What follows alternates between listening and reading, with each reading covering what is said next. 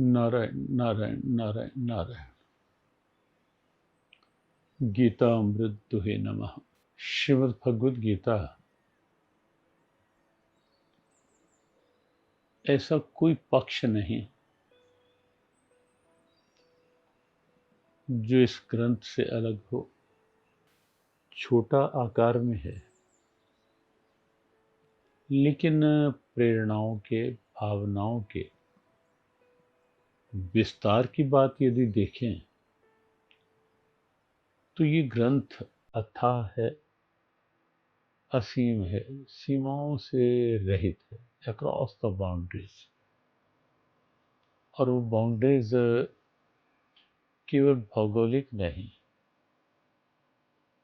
सीमाओं की कोई भी बाउंड्री, कोई भी सीमा नहीं है गीता के संदेश की। न जाति की, न वर्ग की, न वर्ण की, न ऊंच नीच की, न देश की, न पात्र की। और यही कारण है कि गीता का ज्ञान हजारों वर्ष, 5160 वर्ष से अधिक समय हो गया।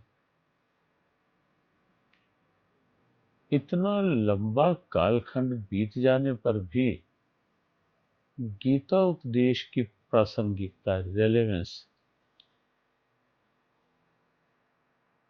केवल बनी ही नहीं हुई, बल्कि परिस्थितियों की, समय की कसौटी पर ये प्रासंगिकता और निखरती हुई दिखाई दे रही। भगवद गीता की उपयोगिता, आवश्यकता, महत्ता वो तब की अपेक्षा आज कहीं कहीं अधिक अनुभव की जा रही है। और उसके पीछे तर्क है, कारण है। वो कारण यही है कि भगवान कृष्ण ने केवल अर्जुन की मना स्थिति देखकर अर्जुन के लिए उपदेश नहीं दिया। भगवान ने उपदेश सीमाओं से पार जाकर दिया,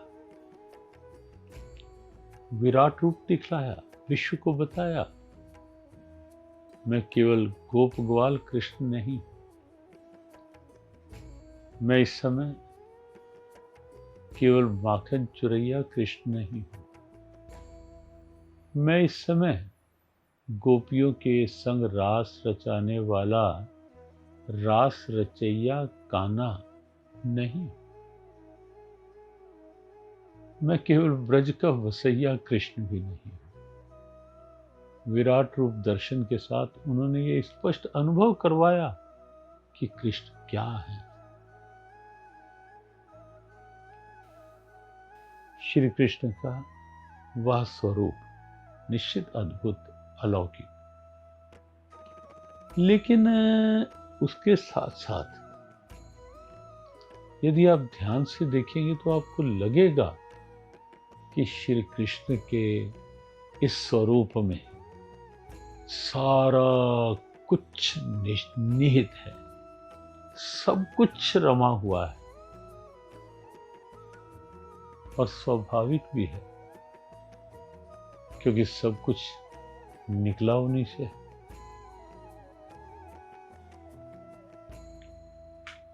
सूर्य का तेज हो, चंद्रमा की ज्योत्सना हो, अग्नि का प्रकाश या दाहकता हो, या हवाओं की सरसराहट हो, या जल प्रवाह की कल कल नाद करती झंझनाहट हो, उसके मूल में तो वही है। यहां हम इस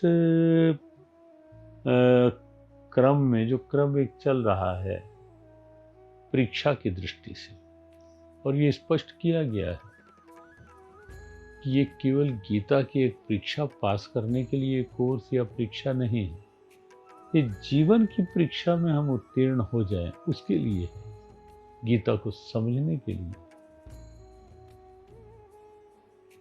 उस क्रम में एक अद्भुत विषय है। भगवान कृष्ण सर्वोत्कृष्ट मनोचिकित्सक।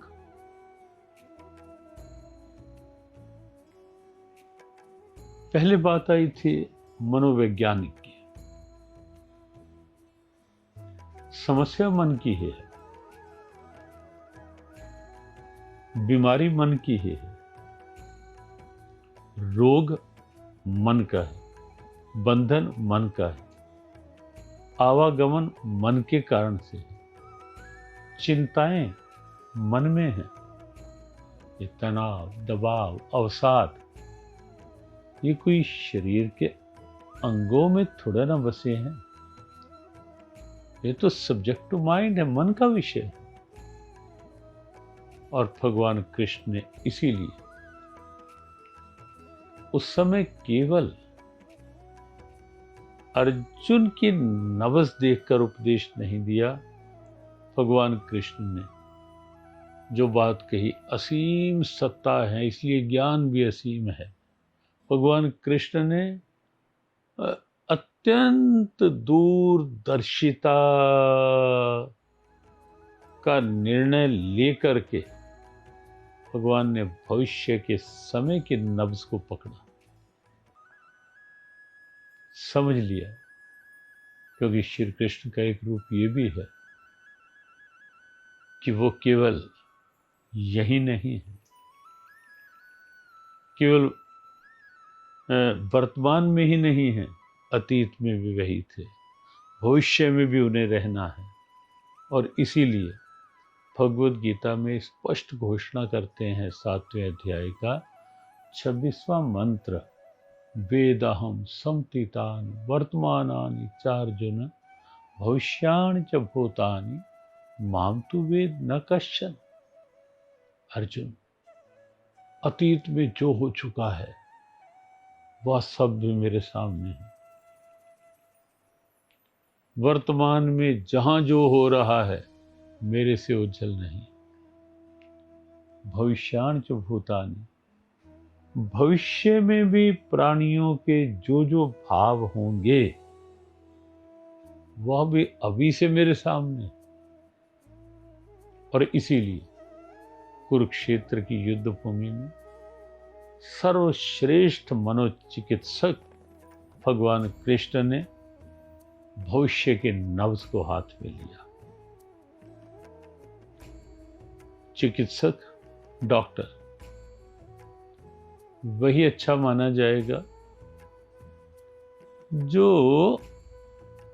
रोगी के रोग का निवारण करने से पहले उसका सही कारण ढूंढ ले, ट्रीटमेंट से पहले, उपचार से पहले सही डायग्नोज कर ले।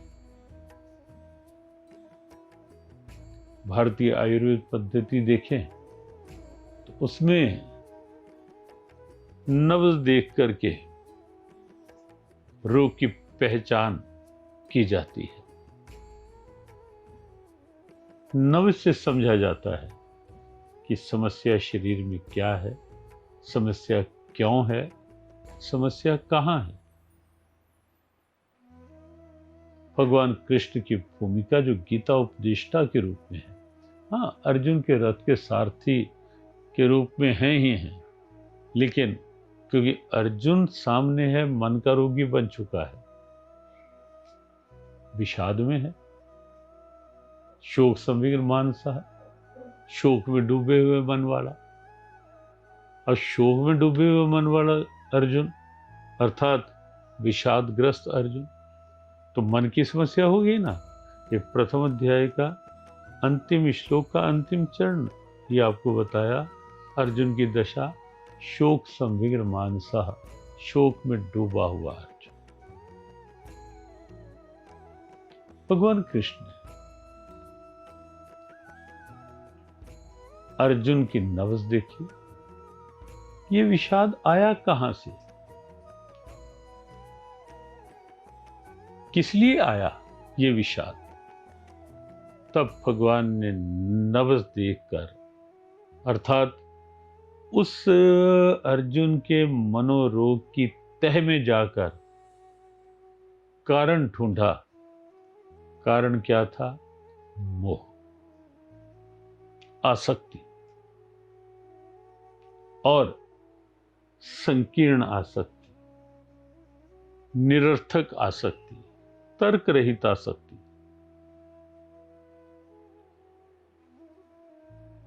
तो चिकित्सक वही अच्छा होगा, और मनोचिकित्सक साइकियाट्रिस्ट तो विशेष रूप से वही अच्छा होगा जो सबसे पहले मन का कोई रोगी है, टेंशन में है, स्ट्रेस में है, डिप्रेशन में है, तो सबसे पहले ये देखे कि इसको ये डिप्रेशन हुई कहां से, क्यों हुई।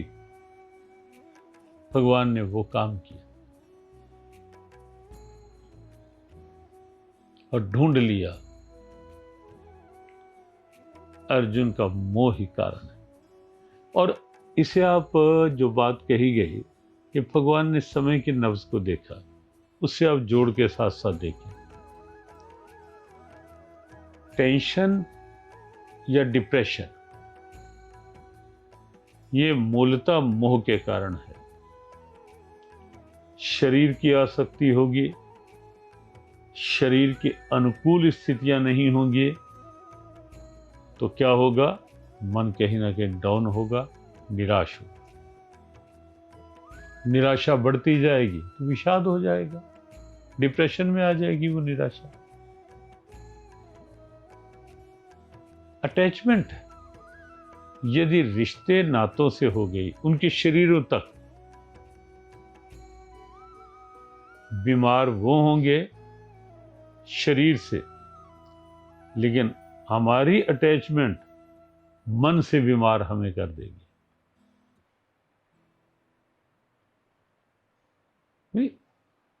विश्व में आप देखें,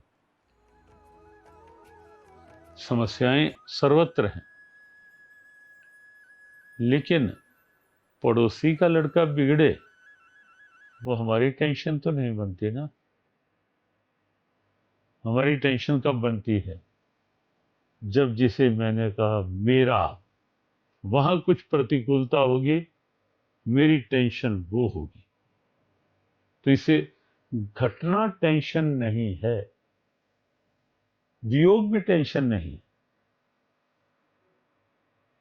मृत्यु पढ़ते भी हैं, सुनते भी हैं, देखते भी हैं समाचार सब कि अमुक घटना घटी, कुछ क्षणों की संवेदनाएं होती भी हैं, लेकिन ऐसा तो नहीं ना डिप्रेशन हो जाए।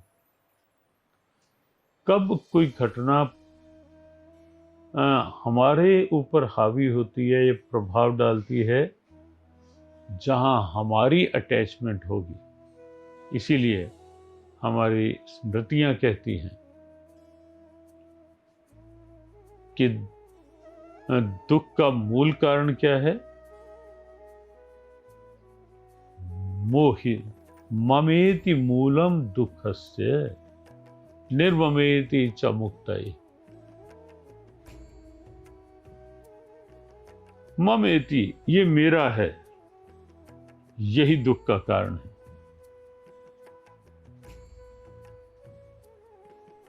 मोह सकल व्याधिनि करिमूला।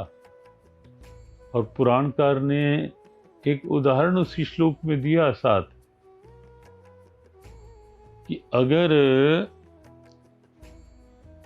घर में कोई तोता भी है, घर में चूहा भी है, शुकस्य विगमे दुखम न दुखम गृह मूषिके। चूहा मर जाए तो दुख होता है क्या? लेकिन अगर पाला हुआ तोता मरेगा तो वो नहीं, वो दुख होगा। क्यों? वो मैंने पाला है, वो उससे मेरी आसक्ति हो गई है, तो प्राणी ना। तो घटना मात्र दुख नहीं है, ममेति आसक्त।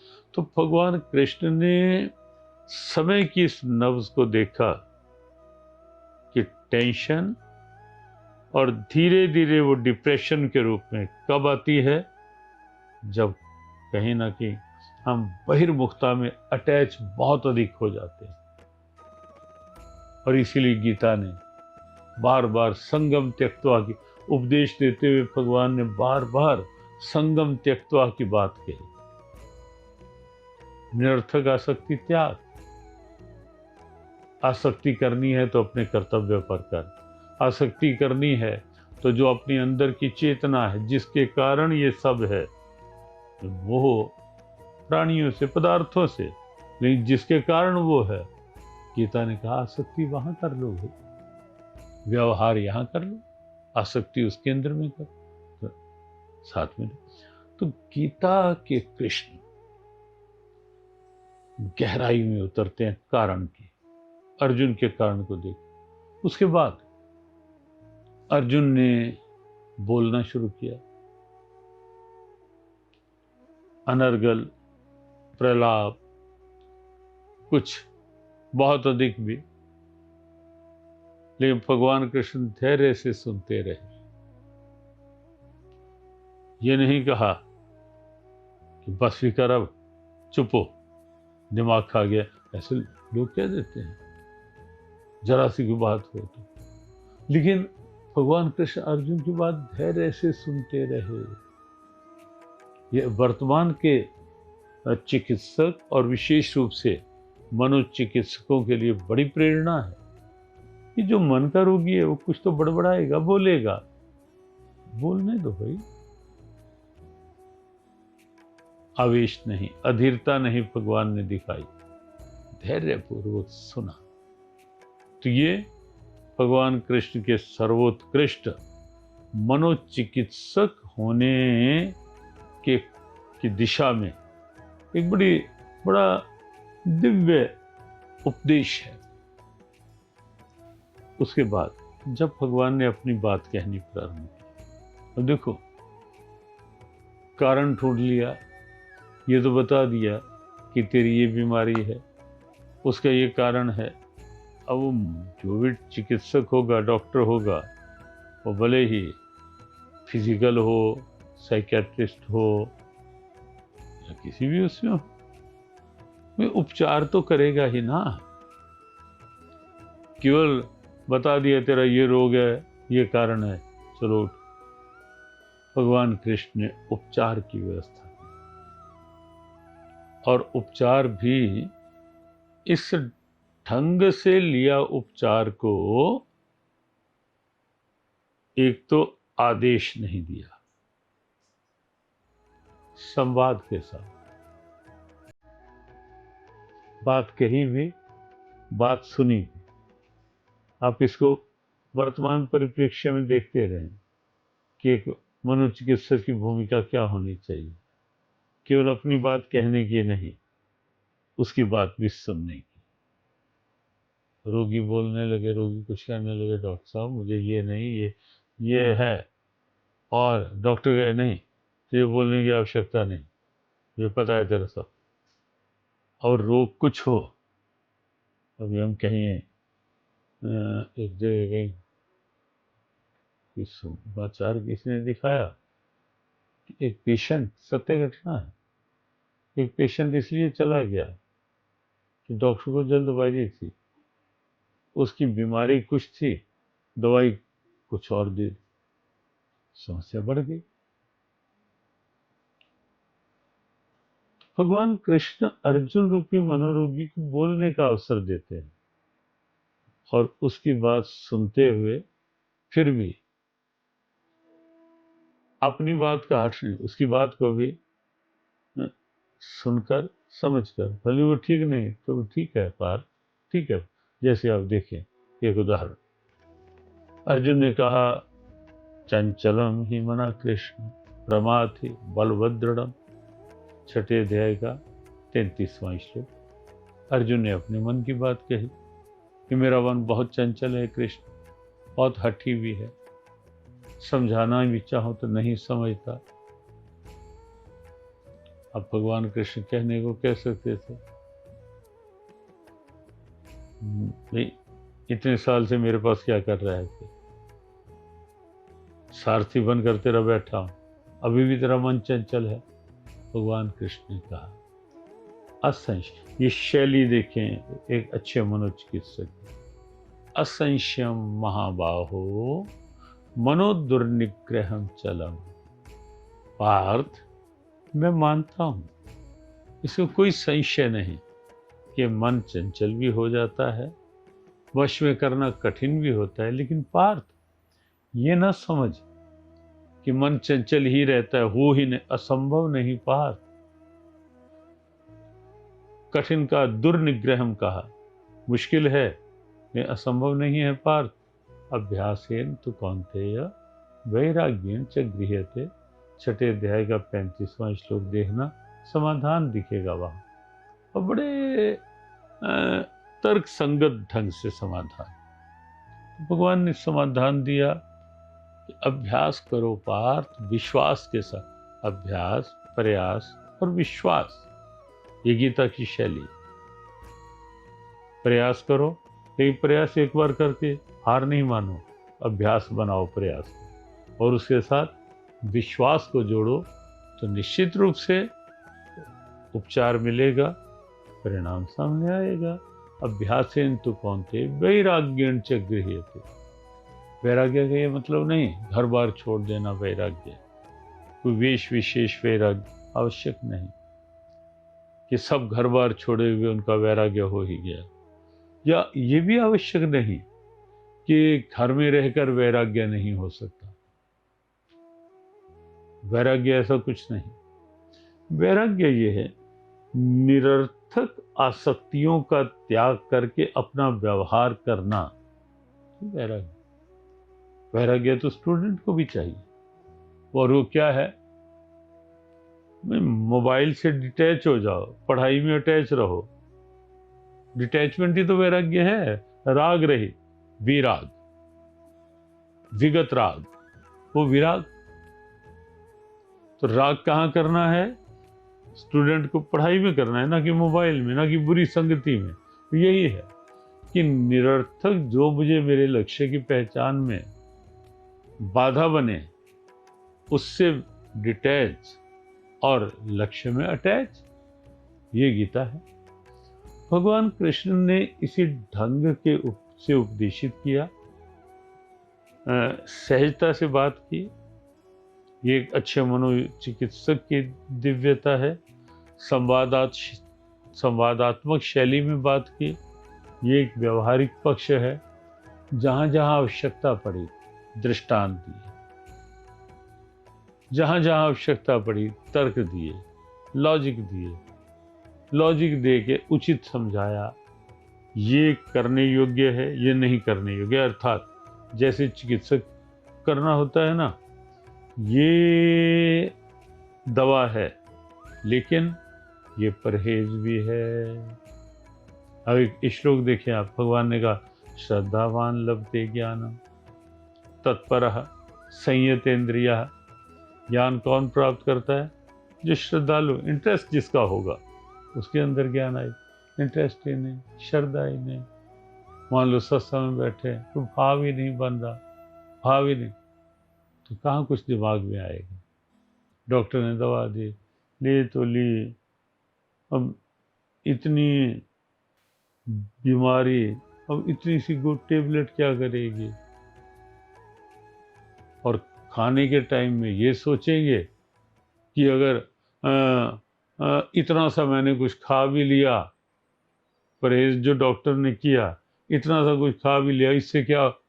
अब खाने में तो इतना सा खा लिया तो क्या क्या उसका होगा, उससे क्या फर्क पड़ेगा। और दवा लेनी है तो इंटरेस्ट नहीं, इतनी सी दवा के। गीता ने कहा श्रद्धावान लभते, भाव होगा तो उसका प्रभाव होगा, और तत्परा, सिंसियरिटी दिखानी होगी उसमें। कोई भी पक्ष है, सत्संग में सुन लिया, विचार सुन लिए, उस पर उसका अभ्यास बनाओ। और फिर संयत इंद्रिया, इंद्रियों का संयम अर्थात परहेज रखो। तो गीता में शैली जो है, प्रेरणा की विधि, चेतावनी की विधि, चिंतन की विधि और सरल भाव भी बनाया उसके साथ। तो ये आप देखेंगे भगवत गीता का एक अद्भुत चिंतन, अद्भुत विश्लेषण। और एक बात और कहकर, गीता के कृष्ण ने स्थान स्थान पर अब देखेंगे, जैसे मन के रोगी की आवश्यकता क्या होती है, उसे कोई प्रबोधन मिले, उसका अंदर का खोया हुआ कॉन्फिडेंस, आत्मविश्वास जगे। पूरे गीता उपदेश में भगवान ने ऐसी ही शैली रखी। प्रबोधन की मुद्रा में है कृष्ण, ज्ञान मुद्रा है।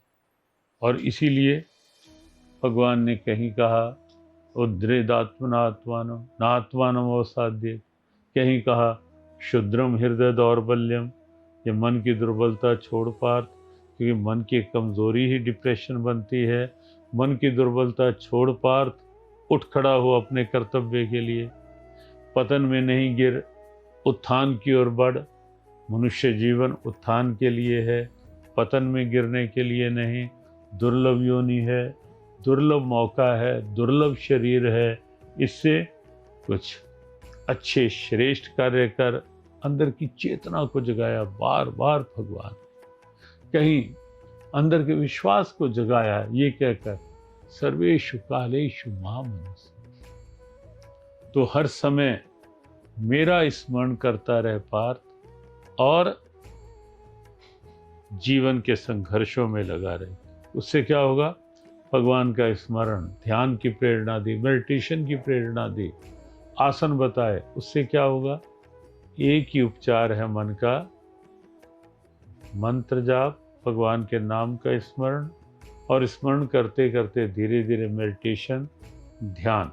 उससे क्या होगा, जैसे मोबाइल को पावर के साथ कनेक्ट किया, mobile gate charge, mobile charge होगी।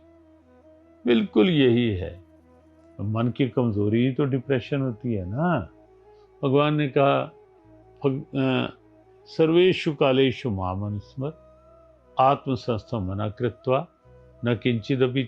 बहुत वाक्य आप ऐसे देखेंगे जहाँ भगवान ने सत से जुड़ने की, चैतन्यता से जुड़ने की प्रेरणा दी।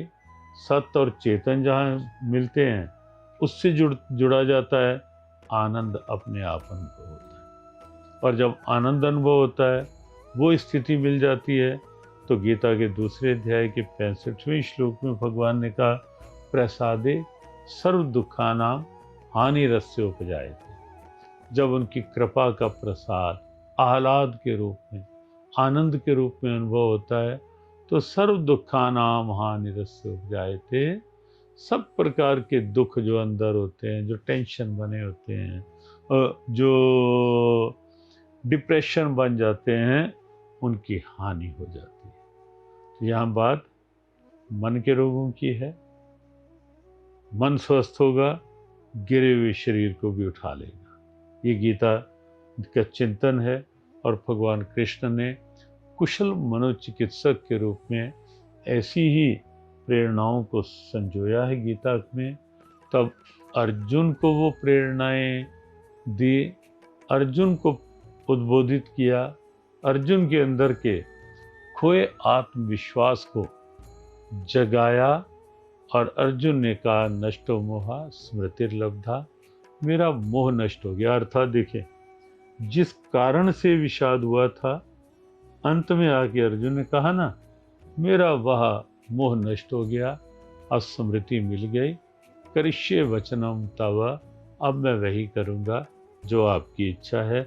ये है मानसिक रोग से उबर कर जब जीव फिर से स्वस्थ होता है, तो यही उद्गार जो अर्जुन के उवाच के हैं 18वें अध्याय के 73वें श्लोक में, भगवान उस अवस्था तक अर्जुन को लाए। हम सबको भी ला सकते हैं, लाते हैं। उसी के लिए गीता उपदेश दिया है प्रभु ने। गीता को पढ़ते रहें, दृढ़ आत्मविश्वास के साथ जीवन की यात्रा में आगे बढ़ते रहें। जय श्री